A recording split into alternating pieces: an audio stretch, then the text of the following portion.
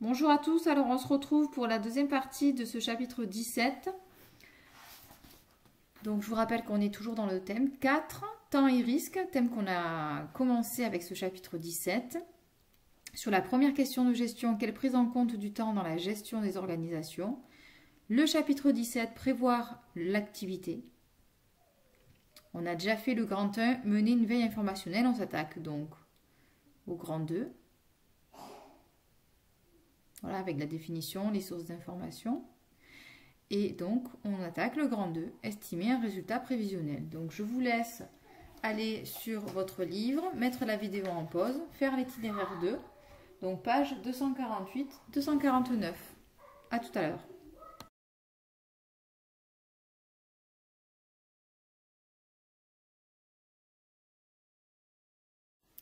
Donc, sur la première question, à partir des éléments collectés, calculez le résultat comptable prévisionnel d'une année d'activité.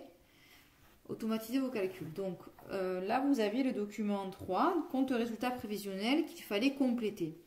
Compléter à l'aide des informations que vous aviez dans les documents 1 et 2. D'accord? Donc,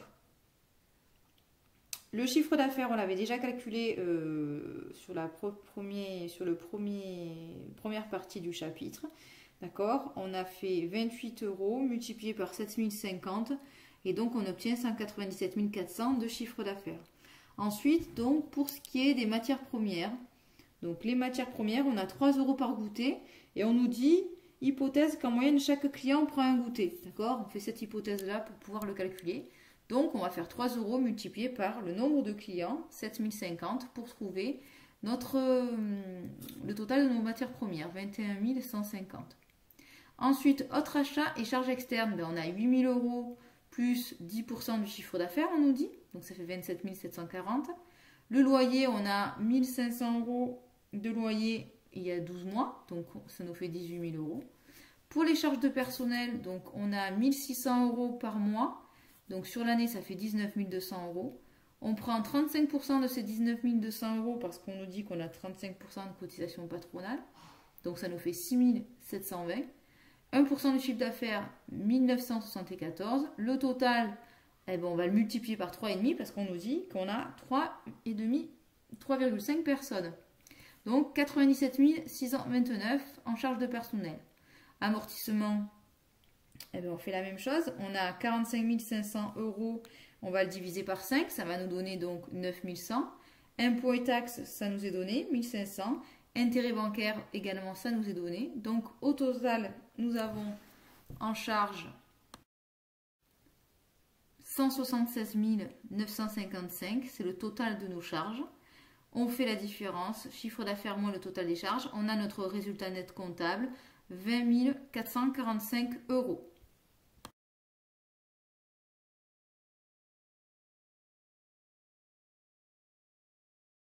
Alors, deuxième question, réaliser des simulations pour faire varier le nombre de clients. Expliquer pourquoi le résultat ne varie pas proportionnellement au chiffre d'affaires. Donc là, en fait, on a fait une séparation entre les charges variables et les charges fixes.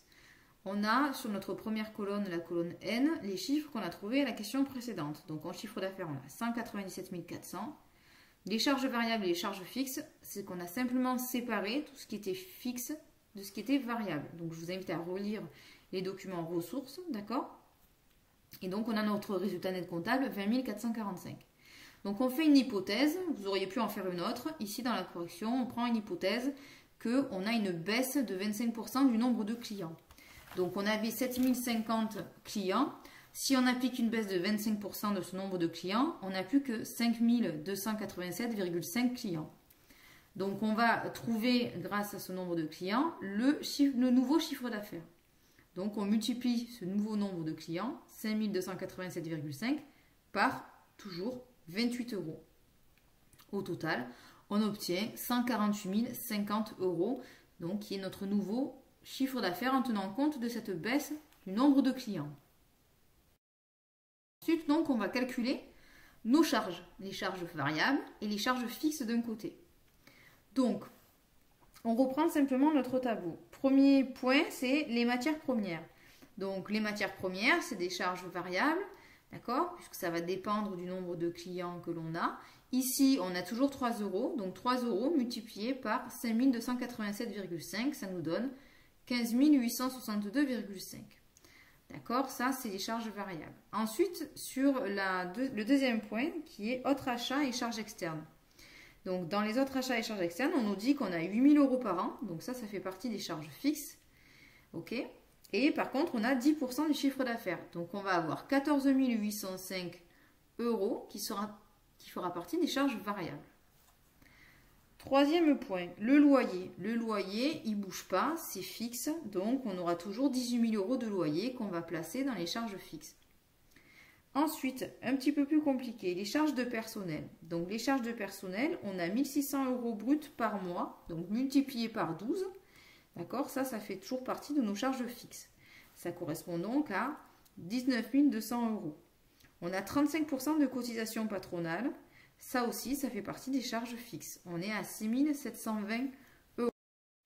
Donc 6 720 euros et 19 200 euros qui font partie des charges fixes en termes de charges de personnel que l'on ne va pas oublier de multiplier par 3,5 pour trouver 90 720. Donc charges de personnel, 90 720 en termes de charges fixes. Par contre, on nous dit qu'on a quand même 1% du chiffre d'affaires. Donc, c'est-à-dire 1480,5 que l'on va multiplier par 3,5. On a donc en charge variable en termes de charge de personnel 5181,75. Après, en ce qui concerne les amortissements, les impôts et taxes et les intérêts bancaires, c'est la même chose. 9100 pour les amortissements, 1500 pour les impôts et taxes et les intérêts bancaires, 1836 euros. Et ces trois éléments-là, ce sont des charges fixes.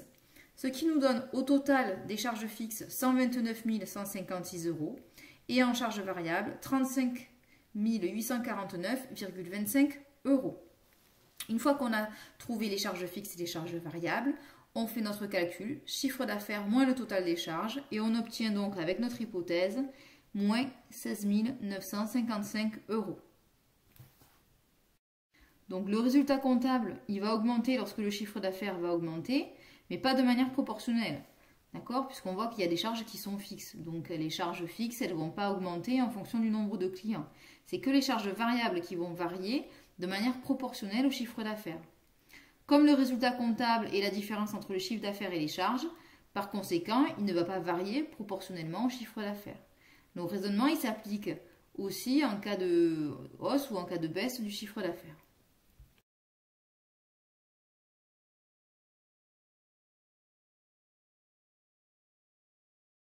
Troisième et dernière question, expliquez en quoi Julien et Macha prennent des risques en se lançant dans ce projet. Ils prennent des risques parce que si le chiffre d'affaires qui est réalisé par l'activité il est inférieur aux prévisions, l'entreprise peut être en perte, ce qui veut dire que chaque année, ils travailleraient pour perdre de l'argent. Donc nécessairement, quand on fonde une entreprise, on prend toujours des risques.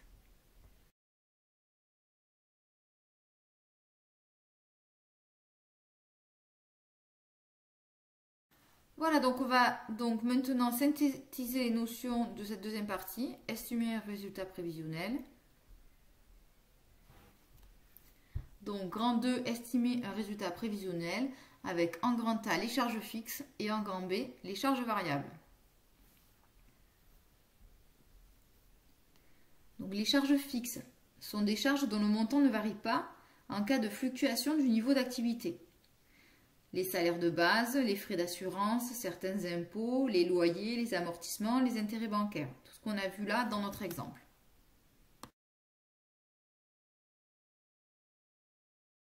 Grand B, les charges variables. Les charges variables sont des charges dont le montant fluctue en fonction soit du chiffre d'affaires, soit des quantités produites, soit du nombre d'heures de travail. En général, on considère qu'elles varient de manière proportionnelle à l'activité. Si par exemple les quantités vendues augmentent de 8%, le chiffre d'affaires va augmenter de 8% et les charges variables de 8%. Voilà, donc on a terminé avec cette deuxième partie, estimer un résultat prévisionnel. Merci de votre attention. On se retrouve pour la troisième partie, calculer un seuil de rentabilité.